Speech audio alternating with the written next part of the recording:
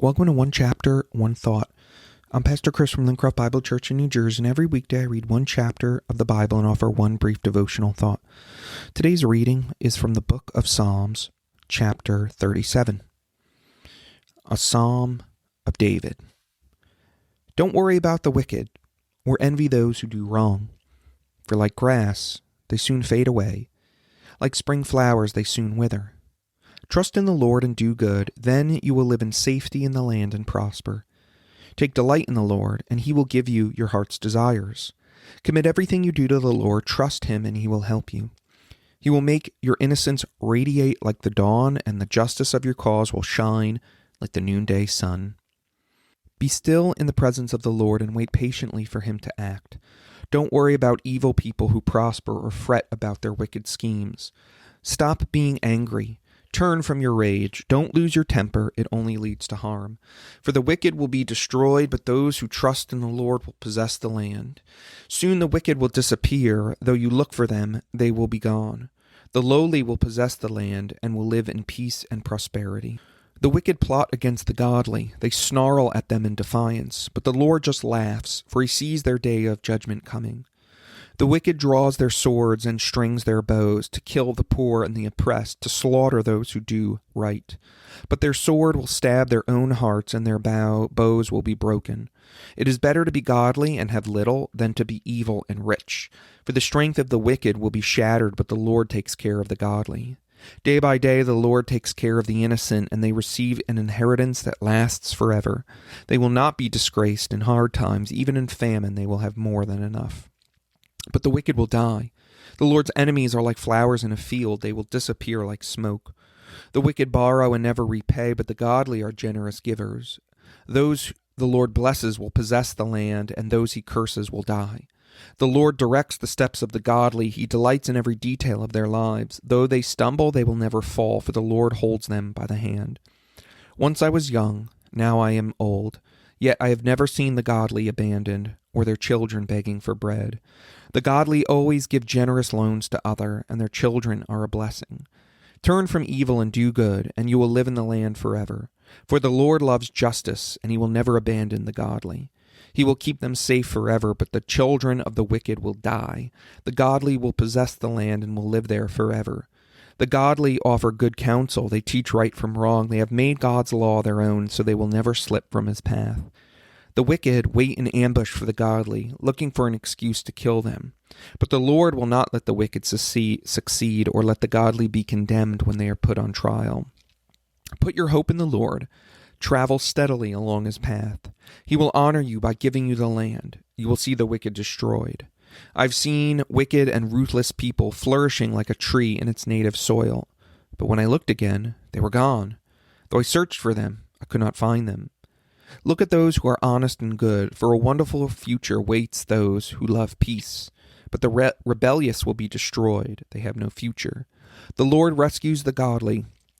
He is their fortress in times of trouble. The Lord helps them and rescues them from the wicked. He saves them, and they find shelter in him. One thought.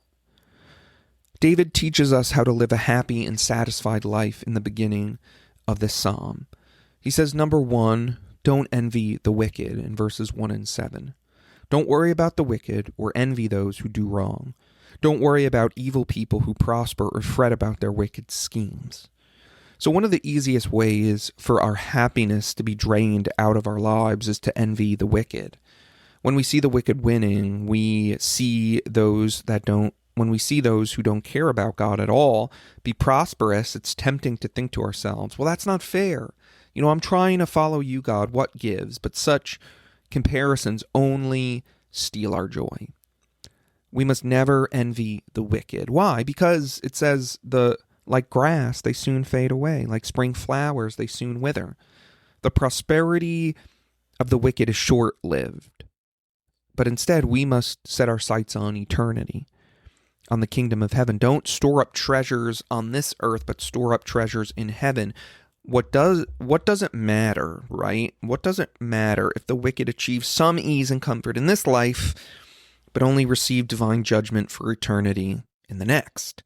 Don't envy the wicked, and you'll be much happier. And instead of envying them, number 2, David says, trust God. Trust in the Lord and do good. Then you will live safely in the land and prosper. Take delight in the Lord, and he will give you your heart's desires. Right? Trusting in God is the path to happiness because it places the control of our life onto him rather than ourselves. God will provide. God will guide. God will lead us on the way we should go. And then we can delight in God. Just like people can enjoy and indulge in good food and drink, and people that are really into those things, they'll describe it in such a way that you can almost feel their enjoyment of it. But we can enjoy God in a similar way. We can relish our times in his word and prayer, moving towards him in all of life.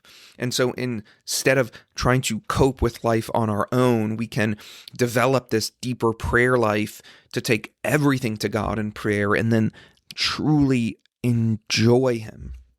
And then finally, he says, be still in the presence of the Lord and wait patiently for him to act. So how do we become happy?